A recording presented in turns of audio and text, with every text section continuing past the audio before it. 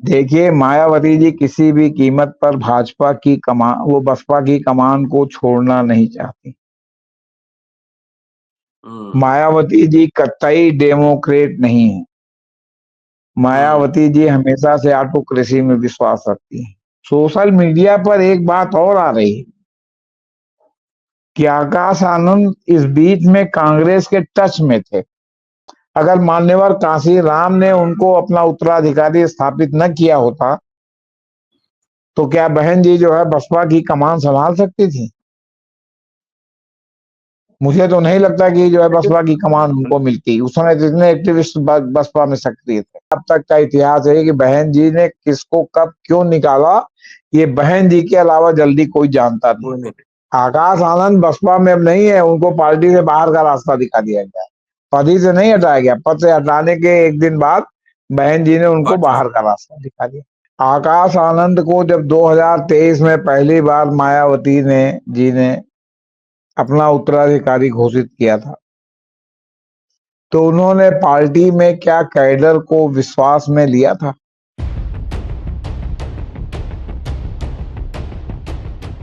Bahujan Samaj party यानी कि बसपा क्या इतिहास में अपने बुरे दौर से गुजर रही? जिस तरह पार्टी में अभी फेरबदल हो रहे हैं, हलचल जिस तरीके से है, क्या पार्टी अंदर से गुटबाजी का शिकार हो रही? क्या बहन जी को लग रहा है कि पार्टी में अपने घर के लोग ही बगावत करेंगे? जिस तरीके से अभी 2 दिन पहले अपने भाई अनंत कुमार को नेशनल कोऑर्डिनेटर बनाया गया। पहले उनके भतीजे थे यानी अनंत कुमार के बेटे आकाश आनंद जो नेशनल कोऑर्डिनेटर थे। सबसे पहले उनके ससुर अशोक सिद्धार्थ को निकाला गया पार्टी से। उसके बाद सभी दायित्वों से आकाश आनंद को मुक्त कर दिया गया और ये सार्वजनिक है कि अपने ससुर के प्रभाव में है और पार्टी में गुटबंदी को बढ़ावा दिया। आज 2 दिन पहले जिनको बनाया गया था नेशनल कोऑर्डिनेटर, आज उनको भी नेशनल कोऑर्डिनेटर आनंद कुमार जी को मुक्त कर दिया गया। क्या जो फेरबदल हो रहे हैं, क्या बसपा वाकई गंभीर है, रीइन्वेंट करना चाह रही है? क्योंकि 2027 में विधानसभा चुनाव है। रणधीर बेनीवाल बहुत लो प्रोफाइल रहते हैं, बहुत हलचल में नहीं रहते हैं, बहुत लोग नाम भी नहीं सुने होंगे। उनको बनाया गया है, रणधीर बेनीवाल को नेशनल कोऑर्डिनेटर बनाया गया है।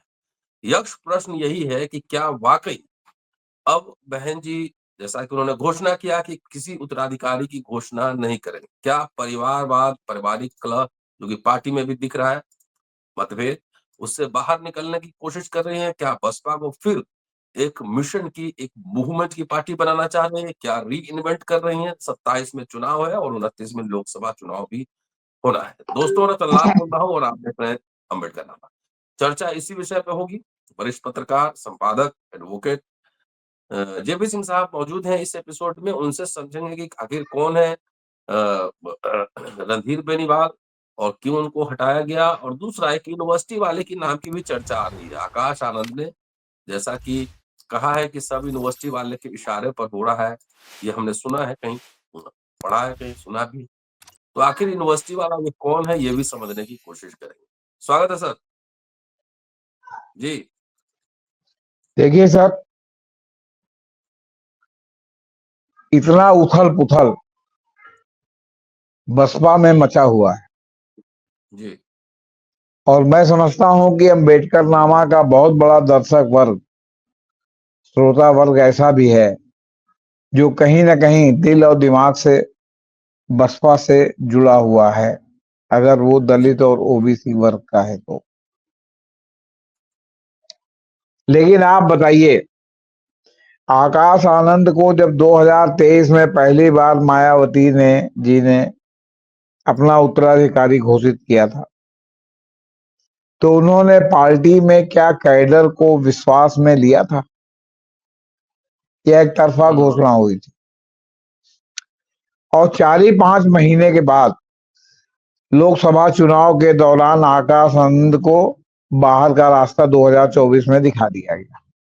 जी जी अभी कुछ ही दिन पहले आकाश आनंद को फिर से जो है वो घोषित किया गया और फिर पता नहीं समधी अशोक सिद्धार्थ से या मतलब आकाश आनंद के ससुर से क्या मायावती जी का मामला बिगड़ा या क्या हुआ, पहले वो निकाले गए और फिर बाद में आकाश आनंद पहले पार्टी के पदभार से मुक्त किए गए और बाद में पार्टी से बाहर निकाल दिए गए। हम्म हम्म, आकाश आनंद बसपा में अब नहीं है, उनको पार्टी से बाहर का रास्ता दिखा दिया गया। पद ही से नहीं हटाया गया, पद से हटाने के एक दिन बाद बहन जी ने उनको पार्टी बाहर का रास्ता दिखा दिया। पद से हटाने के बाद उन्होंने, राजनीतिक प्रेक्षक ये मानते हैं कि डैमेज कंट्रोल के तहत आकाश आनंद के पिता आनंद कुमार को राष्ट्रीय स्वयंसेवक नियुक्त किया और एक गौतम है कोई उनको किया था। ये दोनों लोग रामजी चलाएंगे। गौतम, रामजी जी, गौतम राज्यसभा में। राम जी गौतम। लेकिन अब उन्होंने आज उनको भी हटा दिया और ये कहा कि उन्होंने कहा है कि वो जो है पद का दायित्व तो नहीं लेना चाहते, वो पद से बाहर रहकर पार्टी के मजबूती के लिए काम करेंगे। लेकिन ये पार्टी में कोई नहीं जानता कि कल वो पार्टी में रहेंगे या अपने पुत्र की तरह वो उनको भी बाहर का रास्ता जो है बहन जी दिखा देंगी। ये कोई नहीं जानता। क्यों? क्योंकि इसमें बिना कैडर में विश्वास लिए एक राजतंत्र के माफिक लोगों को रखा जा रहा है या निकाला जा रहा है। अब तक का इतिहास है कि बहन जी ने किसको कब क्यों निकाला, ये बहन जी के अलावा जल्दी कोई जानता नहीं। तो अभी तक तो लोग बाहर के लोग रहते थे, निकाले जाते थे। अब पार्टी के भीतर अब ये जो इनके बहन जी के भाई, बहन जी का भतीजा, अब ये लोग निकाले जा रहे हैं, तो बहन जी के अलावा कौन बता सकता है कि क्यों निकाले जा रहे हैं। बाकी तो किसी को भी जब निकाला जाता है तो यही कहा जाता है कि पार्टी विरोधी गतिविधियों में लिप्त था, लेकिन उसको कुछ ना कुछ सफाई का मौका दिया जाता है, उसको कोई शो का नोटिस दी जाती है। यहाँ तो बस वन फाइन मार्निंग जो है बहन जी का फरमान जारी होता है, लोग निकाल दिए जाते हैं। अब पूरा कैडर जो बचा खुचा है वो पूरी तरह से कंफ्यूज है। और कंफ्यूज क्यों है? कंफ्यूज क्यों है? देखिए, हम लोगों का देश, कोई इसको पसंद करे या ना पसंद करे, हकीकत है कि हम लोगों का देश राजतंत्र, नवाबियत, बादशाहत का देश रहा है। और वो बादशाहत दिल्ली की गद्दी से लेके छोटे छोटे जिले तालुके तक फैली हुई है। अगर दिल्ली में बादशाह के लड़के या राजा के लड़के को राजकुमार और जो है वो क्या कहते हैं युवराज कहा जाता था, तो यहाँ उत्तर प्रदेश में इलाहाबाद, अमेठी, रायबरेली आप घूमिए, जो जमींदार टाइप के लोग थे जिनको प्रिवी पर्स नहीं मिलता था, जो राजा नहीं थे, उनको राजा भैया, युवराज, राजकुमार कहा जाता है। तो आप सोचिए कि इतना जो है व्यक्ति पूजा का स्तर यहाँ तक है, तो जो सबसे बड़ा महाराजा धीराज होता था उसकी क्या स्थिति रहती हो। और उसके यहाँ लोग जो है दरबारी की तरह जा करके जो है क्या कहते हैं मतलब हाजिर होते थे। तो ये ऊपर से नीचे चला आया है मामला, जो अभी हमारे समाज से हटा नहीं है। अभी भी हमारे समाज के सभी वर्गों में व्यक्ति पूजक लोग मिल जाएंगे, जो मतलब क्या कहते हैं राजा भैयों, युवराजों, नवाब साहबों वगैरह वगैरह के जो है मतलब क्या कहते हैं हुजूर में, चमचागिरी में न लगे हों। तो ये हाल पार्टियों का है। अब अगर नेताजी मुलायम सिंह के बाद उनके भाई शिवपाल यादव, रामगोपाल यादव और यादव, उनके भतीजे, उनके पुत्र अखिलेश यादव का पूरा एक अच्छा खासा वोट वर्ग पूजा कर रहा है। आपके लालू प्रसाद यादव के साथ भी यही स्थिति है। नीतीश कुमार के पुत्र भी जो है लगातार आ रहे हैं। राजनाथ सिंह के पुत्र जो है वो किसी भी मामले में राजनाथ सिंह से कम हैसियत उनकी नहीं है। आपके राजवीर सिंह और राजवीर सिंह के भी पुत्र वधु आपके क्या कहते हैं कल्याण सिंह के परिवार के, आप कहीं भी आंख उठा करके देखिए, बहुगुणा जी चले गए, बहुगुणा जी की बीवी भी सांसद, बहुगुणा जी के लड़के भी सांसद, बहुगुणा जी की लड़की भी सांसद, बहुगुणा जी की लड़की के लड़के, लड़के के लड़के, बहुगुणा जी के मैंने ग्रैंड सन, लड़की के लड़के मैंने नाती पोता, वो सब राजनीति में है, किसी भी पार्टी में हो के हो, लेकिन लगातार 3-3 पीढ़ी, 4-4 पीढ़ी के लोग हों। राजेंद्र कुमारी वाजपेयी हैं। हाँ, राजेंद्र प्रसाद की कोई पीढ़ी नहीं है। इस तरह बहुत से लोगों की पीढ़ी दर पीढ़ी है। और वो पीढ़ी दर पीढ़ी, विश्वनाथ प्रताप सिंह एक बात कहते थे कि राजनीति में वंशवाद का कोई नाम इसलिए नहीं हो सकता कि हम किसी वंश को स्थापित नहीं करते। अगर हमारे वंश का कोई आता है और पब्लिक में जाता है, पब्लिक उसको सपोर्ट करती है या नहीं करती है। तमाम लोग हैं जिनकी आल औलाद जो है राजनीति में आई और फ्लॉप होके चली गई। अब जितेंद्र प्रसाद क्षत्रिय नहीं है, जितेंद्र प्रसाद के लड़के हैं, लेकिन अब जितेंद्र प्रसाद दूसरी पीढ़ी के हैं। अभी तक कांग्रेस में थे, अब उसमें है। एक सीपीएन सिंह थे, उनके लड़के आरपीएन सिंह हैं। वो पहले कांग्रेस में थे, वो आपके ओबीसी हैं। तो ये ऐसा नहीं है कि ये केवल राजपूत ब्राह्मण या कोई अपर कास्ट के लिए प्राइवेट लिमिटेड है।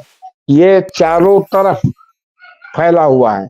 और अगर आप बहन जी को भी थोड़ी देर के लिए देखें, अगर मान्यवर कांसी राम ने उनको अपना उत्तराधिकारी स्थापित न किया होता तो क्या बहन जी जो है बसपा की कमान संभाल सकती थी? मुझे तो नहीं लगता कि जो है बसपा की कमान उनको मिलती। उस समय जितने एक्टिविस्ट बसपा में सक्रिय थे। तो कहने का मतलब है कि हम लोगों के यहाँ एक खानदानी जो है वो क्या कहते हैं, वो लोगों के मन में रहता है कि इनका खानदान है तो मतलब हम सुरक्षित हैं, हमारी पार्टी सुरक्षित है, हमारी विचारधारा सुरक्षित है। ऐसे में इनको निकाल के बेनीवाल हो या कोई भी हो, जिनकी कोई हैसियत नहीं है, अभी तक जो लोग थे उनकी कोई हैसियत नहीं थी। एक आकाश आनंद ने गौर सरकार के खिलाफ जो है अपनी वाणी को जो है वो क्या कहते हैं आवाज दी, और उसके बाद बहन जी ने उनको पहली बार 4 महीने के अंदर निकाल बाहर कर दिया लोकसभा चुनाव के दौरान। तो नगीना के भाषण। हाँ हाँ, कि कहने का मतलब है कि भाई आप या तो उनकी मर्जी से बोलिए, नहीं तो मत बोलिए। और ये हर पार्टी में है कि आप मत बोलिए। आप जो आला कमान हो या जो मतलब व्यक्तिगत आला कमान हो या पार्टी का आला कमान हो या जो भी हो, आप देखते हैं कि भाजपा में कोई कुछ बोलता है? आप और किसी पार्टी में देख लीजिए। कम्युनिस्ट पार्टियों में भी तमाम वो हो, लेकिन कोई भी पोलित ब्यूरो के डिसीजन के खिलाफ आपने कभी कहीं किसी का सुना है? चाहे सीपीआई हो, सीपीएम हो, सीपीआई एमएल हो। वो पार्टी टूट करके 4 हिस्सों में बट के अपना अपना अपना अलग बात है, लेकिन उस पार्टी में रह के कोई भी पोलित ब्यूरो के निर्णय के खिलाफ नहीं बोलता। ये हाल सबकी पार्टी में है। तो अब जहां पार्टी का ढांचा है सुपरमेसी में, वहां उस ढांचे की तानाशाही चलती है, और जहां व्यक्ति है वहां व्यक्ति की तानाशाही चलती है। लेकिन कुल मिला के डेमोक्रेसी है, तो डेमोक्रेसी में तो जो है क्या कहते हैं, पार्टी को भी विश्वास में लिया जाना चाहिए कि वन फाइन मॉर्निंग आप किसी को अपना उत्तराधिकारी बना दें, दूसरे दिन उसको जो है पार्टी पार्टी के पद से हटा दें, पद से न हटाएं, उसको पार्टी से भी बाहर कर दें। भाजपा में देखिए ही सर, धारा से अलग चलने के कारण बलराज मधो का क्या हुआ? संजय जोशी कहाँ है? रोज निकलता है संजय जोशी पार्टी के अध्यक्ष बनने वाले, आरएसएस चाहती है, मोदी जी और शाह नहीं चाहते। तो चल रहा है ना घचर मचर। रोज निकल है कि योगी इधर से तीर चला रहे हैं, मोदी और शाह उधर से तीर चला रहे हैं, तो चल रहा है ना। शिवराज सिंह चौहान उनके उत्तराधिकारी बन रहे थे, शिवराज सिंह चौहान को ऐसा पैदल करके लाके बैठा दिया। शिवराज सिंह चौहान शून्य है। गडकरी को भी ये लगातार पैदल करने की कोशिश हो रही। गडकरी संघ का समर्थन है, इसलिए गडकरी अपनी जगह पर बने हुए हैं। कल तक शिंदे साहब जो है वो थे, अब शिंदे साहब जो है डिप्टी बन गए हैं। फडणवीस जो है वो क्या कहते हैं सब सर्वे सर्वा है। मुंडे के परिवार में जो है गोपीनाथ मुंडे के भतीजे धनंजय मुंडे अभी जो है वो एक हत्या के मामले में उनके नजदीकी लोग पकड़े गए हैं, उनको इस्तीफा देना पड़ा। और पंकजा मुंडे जो उनकी सगी मैंने वो बहन है, मतलब एक प्रकार से चचेरी बहन, वो बिल्कुल लगी है कि मैंने धनंजय मुंडे को जो है बिल्कुल एकदम जो है रसातल में भेज दिया जाए। और पंकजा मुंडे को हराने में भी जो है कहा जाता है कि जो है धनंजय मुंडे का बहुत बड़ा योगदान था। तो हर जगह यही सब मैंने घचर मचर सब चल रहा है आपको बता। लेकिन अब क्या है कि ये पार्टी खड़ी होगी या पार्टी बिखर जाएगी? क्यों? क्योंकि इस एक बीच में सवाल सर, सोशल मीडिया पर एक, इसी संदर्भ में एक बात बता दें फिर आप पूछिएगा। सोशल मीडिया पर एक बात और आ रही है कि आकाश आनंद इस बीच में कांग्रेस के टच में थे। अच्छा। तो इसलिए बहन जी को लग रहा था कि कहीं ऐसा ना हो कि आकाश आनंद जो है कांग्रेस की ओर डिफेक्ट कर जाए तो पार्टी को ज्यादा डैमेज होगा, इसलिए उन्होंने पहले ही उनको जो है क्या कहते हैं ध्वस्त कर दिया। अब ये सही है कि नहीं ये मैं नहीं जानता, लेकिन सोशल मीडिया के कुछ जिम्मेदार जो यूट्यूब हैं उनके ऊपर ये बात चल रही है, और कुछ जिम्मेदार लोग इस बात को कह रहे हैं, मतलब वो गैर जिम्मेदार वाली बात तो मैं कहता ही नहीं। जी आप क्या कह हम्म। रहे थे? जी। मैं ये कह रहा बाकी पार्टी में जो परिवारवाद उत्तराधिकार है वो तो अलग बात है, लेकिन जो अंबेडकर के विरासत का दावा करते हैं, बाबा साहब ने कभी अपना उत्तराधिकार नहीं बनाया, और राजनीति में आने के लिए उन्होंने कई शर्तें रखी थी। उन्होंने रिपब्लिकन ट्रेनिंग कॉलेज भी खोला था, सिलेबस बनाया था। हाँ, और तमाम कई शर्तें रखी थी कि एक लीडर वो कैसा होना चाहिए। तो ये जो बाबा साहब के नाम पे राजनीति करते हैं, उसको इस तरह से क्षत्रप और सर्वे सर्वा और उत्तराधिकार, ये थोड़ा कॉन्ट्राडिक्टरी नहीं लग रहा है? नहीं, 101% कंट्राडिक्टरी। अब आप ये सोचिए कि जो सर्वहारा की राजनीति का दम कम्युनिस्ट भरते हैं हुँ, भारत में, तो मान लीजिए कि एक दो तीन राज्यों में है, लेकिन इन दो तीन राज्यों में आप देखेंगे कि अच्युतानंदन का कोई आगे खानदान का आदमी नहीं सीपीएम का नेता है, हुँ, पिनियारी विजयन के खानदान का कोई नहीं है, ज्योति बसु के खानदान का कोई नहीं है, बुद्धदेव भट्टाचार्य के खानदान का कोई नहीं है, माणिक सरकार के खानदान का कोई नहीं है, सीताराम येचुरी की पत्नी पत्रकार हैं, उनका सीपीएम की राजनीति से कोई मतलब नहीं है, सीताराम येचुरी के लड़कों का भी कोई मतलब नहीं, प्रकाश कारात के तो खैर बच्चे ही नहीं है, इस तरह तमाम लोग हैं। लेकिन रोमानिया के चेसस्कू के पुत्र जो है वहां शासन में आ गए थे, जब वहां रोमानिया में जो है वो रूस के पेरिस्ट्रोइका के बाद जो है जो वामपंथी भगाए गए, इस तरह अभी जो है किम जोंग सुंग जो है वो अपने बाप का उत्तराधिकार लेके जो है उत्तर कोरिया दादा में 3 बैठे पीढ़ी। हुए हैं, दादा तीन तीन 3 पीढ़ी। पीढ़ी। आप माओ की जो है तथाकथित पत्नी जो है वहां की सत्ता पर काबिज होने वाली थी, नहीं हो पाई, वहां भी सत्ता संघर्ष खूब चला, लेकिन चाउ एन लाई का लड़का वहां का प्रधानमंत्री बना। तो सर्वहारा हुँ, की राजनीति में चाउ एन लाई का लड़का कैसे प्रधानमंत्री बन गया कम्युनिस्ट देश में? अब जवाहरलाल नेहरू पर लोग हाथ अंगुली उठाते हैं। जवाहरलाल नेहरू ने इंदिरा गांधी को उन्होंने भले अपने साथ राजनीतिक रूप से उनको जोड़ के रखा, लेकिन उनको जो है उन्होंने उत्तराधिकार तो नहीं सौंपा ना। नहीं ना। और जो आपका क्या कहते हैं, जब अगली सरकार जवाहरलाल नेहरू के बाद शास्त्री जी की बनी तो उन्होंने इंदिरा गांधी को information and minister. Broadcasting minister बनाया। हुँ, उनकी बहन भी थी विजय लक्ष्मी पंडित, उस डेट में जो है वो ज्यादा से सीनियर सांसद थी, उनको नहीं बनाया। तो ये तो शास्त्री जी ने बनाया ना, इंदिरा गांधी ने तो कोई दावा नहीं किया था। नहीं। तो कहने का मतलब है कि हर जगह जो परिवारवाद है वो वाद है ना, वो हर जगह है, आपसे बता, और हर जगह हुँ, है, और हर जगह लोगों में इसके प्रति स्वीकृति की भी भावना है। और स्वीकृति की हुँ, भावना इसलिए है कि हम लोग इतने दिनों से जो है राजशाही और नवाबियत और बादशाहियत के दौर में रहे हैं, और जो लोकल स्तर पर जमींदार, वो चाहे मुस्लिम जमींदार हो, चाहे वो हिंदू जमींदार हो, चाहे किसी जाति का जमींदार, उसकी रियाया के रूप में जो है उसको लोग जो है तो राजा साहब ही, और जो है क्या कहते हैं उसके लड़के को राजा भैया, युवराज, कुंवर साहब वगैरह वगैरह से संबोधित करते रहे हैं, और उनका एक समाज में जो है एक अलग से थोड़ा जो है क्या कहते हैं रुतबा और जो है मतलब हैसियत रही, उनकी समृद्धि की हैसियत रही, उनकी जो है जमींदारी की हैसियत रही। मैं तो ये मानता हूं कि जिनको भी प्रिवी पर्स नहीं मिलता था वो किसी बात के भी राजा नहीं है, वो जमींदार हैं, जैसे देश के जो है सैकड़ों हजारों जमींदार थे। अब वो वहां के लोकल लोग उनको राजा मानते हो, उनके लड़के को राजा भैया कहते हो तो बात अलग है। अब आप ये सोचिए कि आपके सुल्तानपुर में तो हर दो गांव पे एक राजा,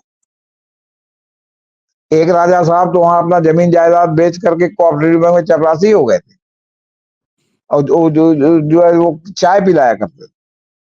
तो क्या करेंगे हुँ, इसके लिए? लेकिन कहने का मतलब एक उसके प्रति जो उत्तराधिकार की भक्ति है, अब अंबेडकर जी हो चाहे कोई भी हो, भाई राजेंद्र प्रसाद भी तो अपने लड़कों को जो है क्या कहते हैं राजनीति में स्थापित कर सकते थे, उन्होंने तो नहीं किया। नो। या इस तरह के तमाम लोग हैं। अच्छा, आप सुभाष चंद्र बोस इतने बड़े क्रांतिकारी थे, उनके परिवार का कौन है राजनीति में? आप बताइए। इस तरह तमाम लोग हैं। तो ये सरदार पटेल के परिवार का कौन है राजनीति? महात्मा गांधी के परिवार का कौन है उस तरह की सक्रिय, मतलब उस तरह की राजनीति में? लेकिन तमाम लोग हैं जिनके परिवार के लोग हैं, वो दो दो पीढ़ी से हैं, तीन तीन पीढ़ी से हैं, चार चार पीढ़ी से हैं। अब एक बेगम साहब कही जाती हैं जो कहते हैं कि बहादुर शाह जफर की कौन सी पीढ़ी की हैं, वो कलकत्ता में जो है स्टेशन पे चाय बना के बेचती हैं। अब कहाँ मुगलिया सल्तनत और औरंगजेब और फलाने, उनका जब जोड़ी है, उनको देखिए कि वो वहां बैठ कर चाय बना के बेच रही हैं। उनको तो नई नवाबियत मिली हुई है। निजाम का जो है पूरा खानदान इसी तरह जो है दूनी चवन्नी अठन्नी की जो है उसका वजीफा पाता है। हम्म इक्का इक्का हाँकते हैं और वजीफा लेने चवन्नी वाला वजीफा कि भाई ये हक का मामला। इस तरह तमाम लोग फैले हैं। लेकिन कहने का मतलब है कि अगर आपकी पार्टी में डेमोक्रेसी हो तो उसको पार्टी लाइन पर भी कहीं स्तर पर बहस होनी चाहिए कि नहीं होनी चाहिए, कि आप किसी को वन फाइन मॉर्निंग अपना उत्तराधिकार सौंप दें और अगले दिन कह दें कि जो है क्या कहते हैं ऐसा नहीं ऐसा है। और जबकि इनके भतीजे वगैरह के बनने के पहले एक आजमगढ़ के एक व्यक्ति का हल्ला था कि मायावती जी उसको अपना उत्तराधिकार सौंपेंगे, संभवतः राजा राम या इस तरह कुछ नाम था। हम्म। फिर जो है भाई और फिर भतीजे, फिर ये सब लोग सीन में आ गए।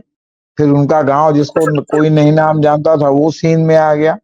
तो ये सब बातें हैं। मान्यवर काशीराम जीवित होते तो पता चलता कि उनकी लाइन और लेंथ क्या है, वो क्या चाहते हैं अंतिम अंतिम रूप में। लेकिन इनको, मायावती को अगर उत्तराधिकार मिला था तो काशीराम जी की वजह से।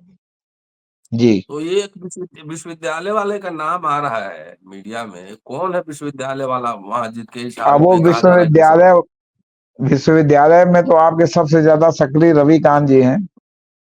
नहीं नहीं, विश्वविद्यालय वाला वो तो रविकांत जी नहीं, कोई विश्वविद्यालय चलाता है।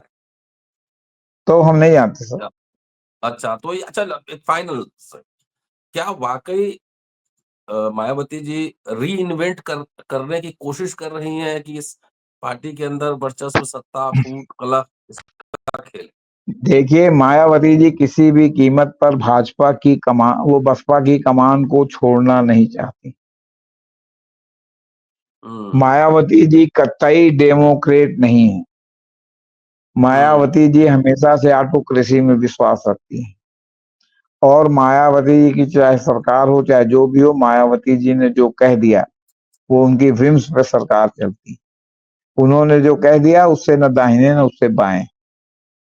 हम्म और जो उनका अहंकार है कि मैं बसपा के कैडर का वोट शिफ्ट मैं कराती हूँ और लोग नहीं करा पाते, हमारा वोट ले लेते हैं और लोगों का वोट नहीं होता। लेकिन मायावती जी खूब अच्छी तरह से जानती हैं कि जब वो सपा के साथ लड़ी थी और लड़ने के बाद जो उनको सत्ता का स्वाद मिला था और बाद में फिर अकेले जो उनकी सत्ता बनी थी, उसमें उन्होंने आज तक ये नहीं कभी जो है विश्लेषण किया कि आखिर क्यों, जब उत्तर प्रदेश की जनता ने हमको पूर्ण बहुमत की अकेले सरकार बना के दी, तो फिर अब हमारी सरकार क्यों नहीं बन पा रही, या हम उस जादुई अंक को क्यों नहीं छू पा रहे हैं, या अब हमारी पार्टी के इतने एमएलए एमपी क्यों नहीं बन रहे कि बिना हमारी पार्टी के समर्थन के कोई सरकार नहीं बन सकती। कहती यही है ना कि हम चुनाव सब सीट पर लड़ेंगे और बिना हमारे पार्टी के कोई सरकार नहीं बनेगी। बन तो रही है, उत्तर प्रदेश में भी बन रही है, दिल्ली में केंद्र भी में भी बन रही है, केंद्र में भी बन रही है। तो सवाल इस बात का है कि जो उनका स्वभाव है उसको छोड़ेंगे नहीं। तभी तो ये है ना कि जरा जरा सी बात पर कभी अपने भाई भतीजे भांजे को कुर्सी पर बैठाते हैं, कभी उतारती हैं, कभी कुछ कभी कुछ।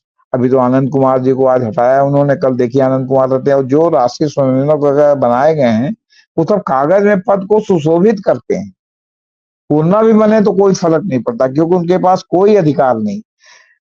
मायावती जी की सरकार में मायावती जी का एमएलए जो था वो उत्तर प्रदेश के बारे में एक चिट्ठी नहीं लिख सकता था सरकार में। उसको था कि अगर आपको चिट्ठी लिखना हो तो अपने विधानसभा क्षेत्र की कोई समस्या हो तो चिट्ठी लिखिए, आप बाकी आप चिट्ठी नहीं लिखेंगे। अगर आपसे वो कोई आदमी जो है वो है आपके मतलब क्या कहते हैं आपकी बात की अवहेलना नहीं करना चाहा था, आपने कहा कि भाई, तो वो अपने पर्सनल पैड पे चिट्ठी लिखता था, विधानसभा के पैड पर उसको लिखने के लिए पार्टी से मनाही थी। इस तरह सरकार चल रही थी, आपसे बताएं। ऐसे थोड़ी सरकार चली गई। तो लोग कहते थे कि अरे हम इलाहाबाद में रहते हैं शहर पश्चिमी में, और शहर उत्तरी में हमारा भाई रहता है, वहाँ ये दिक्कत है, तो आप शहर उत्तरी की चिट्ठी शहर पश्चिमी वाले नहीं लिख सकते, शहर उत्तरी वाले शहर दक्षिणी के बारे में चिट्ठी नहीं लिख सकते, बाकी प्रदेश तो दूर की बात है। नतीजा की जब आपकी इतनी हैसियत नहीं तो किस बात के यहाँ पे मिले, खाली जी हुजूर कहने के लिए और थपथपाने के लिए इमेज और हल्ला गुल्ला करने के लिए। नतीजा कि लोग एक के बाद एक जो है समझ लीजिए हारते चले गए या दूसरी पार्टी के सलोन में चले गए। तो ये स्थिति है सर। और एक बार जब कैडर सर को दूसरा विकल्प मिल जाता है तो फिर कैडर भी धीरे धीरे खसकने लगता है। जो आप वोट शिफ्ट करा रहे हैं ना, तो उसको लगा कि जब ये वोट शिफ्ट कर रहा है तो हम अपने से शिफ्ट करके क्यों ना माल पकड़ लें। जी अच्छा सर, ये जो नए कोऑर्डिनेटर बने हैं रणधीर बेनीवाल, इनके बारे में बताइए थोड़ा सा, आपको कुछ आइडिया है न, इनके बारे हम में? इनके बारे में हमको इनके बारे में कुछ आइडिया नहीं है। बाकी हम ये जानते हैं कि बसपा में कोई कोऑर्डिनेटर बने चाहे कोई जो बने, कुछ मतलब कोई उसकी काम नहीं बहन है। जी के सामने कोई हैसियत नहीं। कह तो रहे वो चिट्ठी नहीं लिख सकता। जी आप चिट्ठी लिखवा के देख लीजिए जाके, वो चलिए सर, चिट्ठी बहुत नहीं लिख बहुत सकता शुक्रिया जी। जिसमें जिसमें कुछ भी नहीं करना है, केवल चिट्ठी लिखना, दस्तखत करना है। जी बिना पूछे हुए नहीं लिखना है, ना, अनुमति मिलने के बाद। बंधुआ चलिए सर, मजदूर रेल शुक्रिया। गई और दूसरी हाँ, स्थिति।